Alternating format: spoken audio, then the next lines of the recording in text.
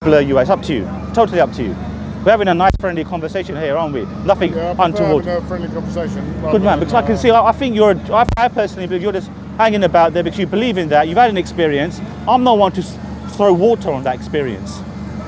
But what I would say, Hindus have experiences in the river Ganges when they make ablution and they're washed away with their sins, and they've seen from their deities have come in their lives, and exactly the same way as you've experienced it. But what I'm trying, even if Muslims will say, oh, or this guy, some people go to Mecca and they get an experience, don't they? Precisely. So it's subjective, isn't it? It's untestifiable. Do you understand what I'm saying to you? Don't you? I know what resonates with me. Fine, that's cool. And I know that the Son of God came to earth because so God could experience life on earth. Yeah. You know So my friend, you know what? Listen to this now, please. Now you've addressed. So no concern judgment day. You don't know what it's like to be us because you never experienced it. Okay, so the Lord experienced what humans. Okay. So let me explain something to you. Please, He's not a distant figure. Yeah. He's not some cold figure. I know what you. I understand. Above the heavens. Yeah, distant away, and he's relational. He's the Heavenly Father. You know? Yes, but let me explain. That's what Muslims don't understand. So what? Relationship. So what I would say to you in regards to some of the. If you grasp the love of God, then you'll understand. Yeah, that's what fine. God is all about. Yeah. There's no greater love than someone to lay their life down for their friends, and God demonstrated that through Jesus Christ. But you see, why didn't God? So we're going to go off on a side point. Then you could ask, why doesn't God send him? When you grasp the love of God, it's unmistakable. Yeah, but okay. It's not cold, mechanical, legalistic, doing the right thing because you have to. It's the pure love, the love and grace of God motivates you not to sin. That's what you have to truly grasp. I understand what you're saying. I do. It's not about logic. It's not about mind. It's deeper. It's but notice, fine. But the heart, the love of God is deeper than anything that you can ever imagine. But God does. That's what you have to grasp. But then it will make sense to you. Okay. But God does say as well in the Bible, love your Lord with all your heart, all your mind, and all your soul. So when it says the mind, it's asking you to reflect, to reason, because God is not the author of confusion within your own Bible. So what I'm trying to say to you, I'm not trying to be condescending. I just want you to have a conversation. The term Son of God in the Bible, did you know what it means? Let me look, you're an Englishman, yes? Are you born in England? Okay, all right, but okay, you may have other ethnicities within your makeup, whatever. Okay, but you're in England. I was born here as well. You're born here. Okay. So basically speaking, listen to this. Check this out. Son of God. You just mentioned it. God the Son. Let's just examine what I've just said. Son of God. Yes? God the Son. Son of God is a title used ubiquitously, meaning widespreadly, for many people in the Bible. It simply refers to those individuals who represent God are referred to as sons of God. The definition is given in Matthew chapter 5 verse 9. Christ says, "Blessed are the peacemakers, for they will be known as the sons of God." In John chapter 10 verse 33, Christ defines what a son of God is by appealing to the Jews who want to get rid of him. Is it not written in your scriptures that you are God's? He's appealing to them that even you people are known as gods, those who do God's work. From Psalm 82:6, powerful human beings, angels. No one can claim to walk on the earth without sinning. Pardon? No one can ever claim to walk on the earth without sinning. Well, when a baby is, I understand your theology, but what we say is a baby, for example, is born sinless. Every single prophet on this earth has sinned. Yeah, so this is where the only one that the devil hasn't got a foothold is the Lord Jesus Christ. That's the only one, not any other prophet. Okay, fine, that's what your belief is. But only Jesus never sinned. There has to be one. So, okay, do you want to... He is the true Son of God. Okay, so when I say to you again, I just want to define this. And only through his sacrifice can we have salvation.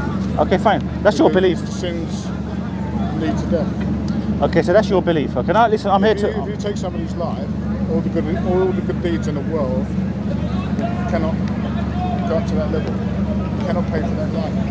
But how many charitable acts you do in your life, if you kill someone, you can never repay that. You know what I mean? You see, in Mark chapter 10, verse 45, which speaks about Christ dying for the ransom of the sins of many. You see, it begs the question, who is the ransom paid to? Is it paid to God, who in himself would be seen as some sort of hard arbitrator, who is taking the sin, who is put in when he can easily forgive the person, and the ransom would hence not be required? Or does it pay it to the devil, in which case the devil would be on the equal footing with God? So it doesn't make any sense in that respect that a ransom is paid to God himself, who is the one who is actually calling upon his son apparently to die. So is God paying himself for the death of his son? This is in Mark 10:45. But what I want to define to you, holy and just. So yeah, so God is a just. He needs to punish sin at the same time. Yeah, so in Ezekiel, check this verse out. In Ezekiel chapter 18, verse 20, it says that the wickedness of the wicked will remain upon the person. I'm just paraphrasing it. It's not the exact word, but the righteousness of the righteousness should be on the good, and the wickedness of the wicked, or the sin of the wicked, should be upon the one who's perpetrated.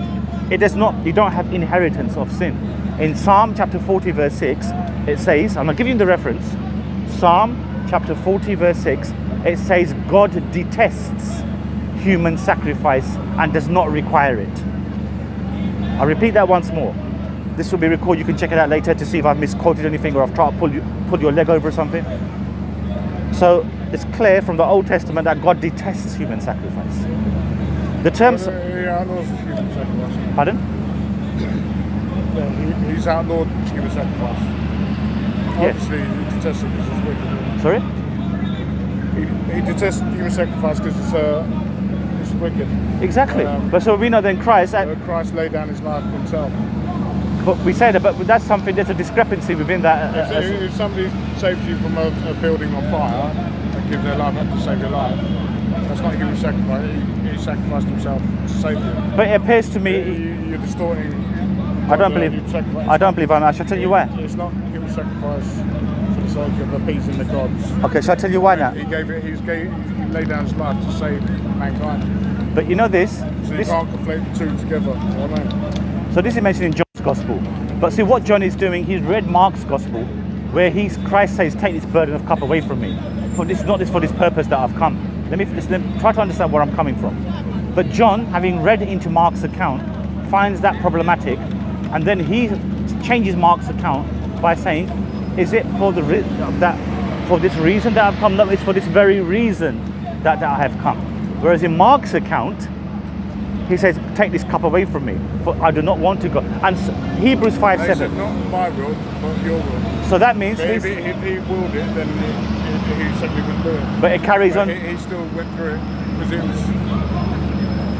I mean, so but you know what he said? Listen, that bit you quoted, when he says, not my will, but your will be done. But what does it say? What if you carry on reading? But it also says, God heard his supplication. Take the cup, it's your will. He was still willing to go through the Calvary. Okay, now let me explain. He was still willing. He said, if it's your will to take it away, then take it away.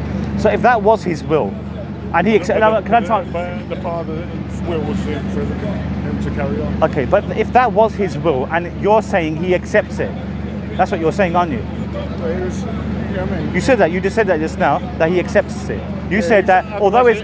He could have just stepped away and said, I'm not going to do this. So if he, just check this out, I want you to think about this very, very carefully.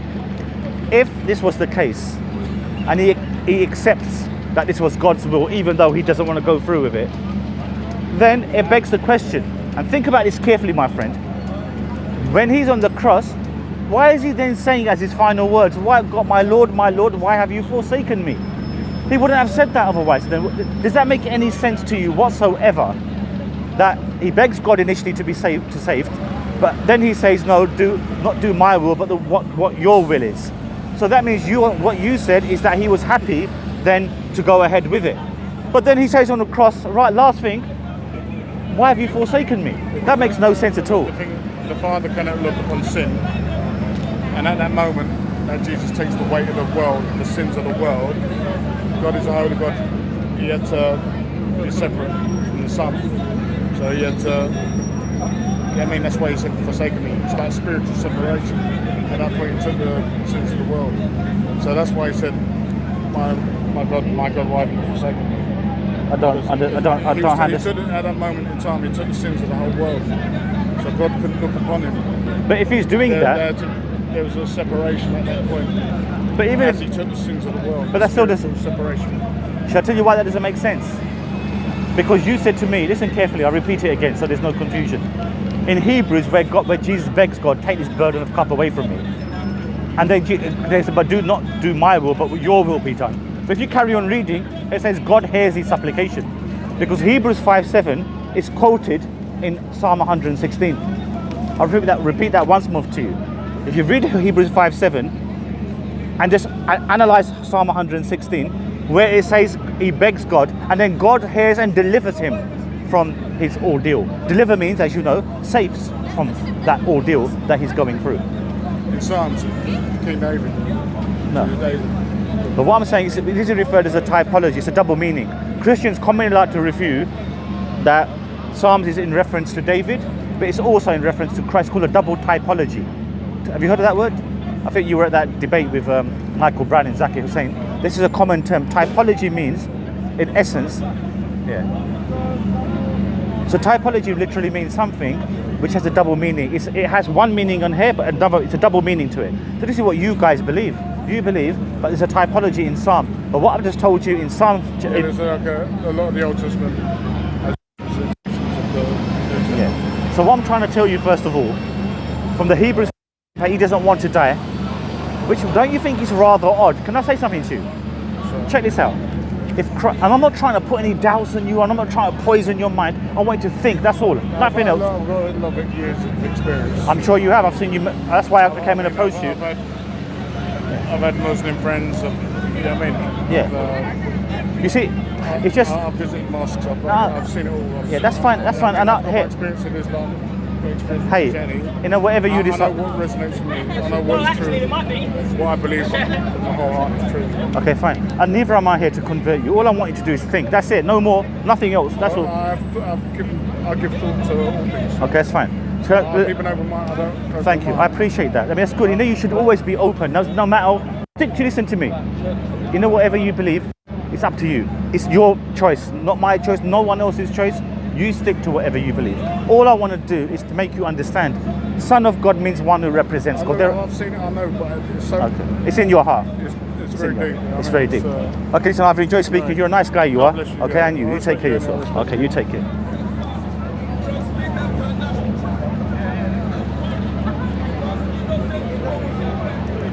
Ahir, please remember, you know, when we're filming these things,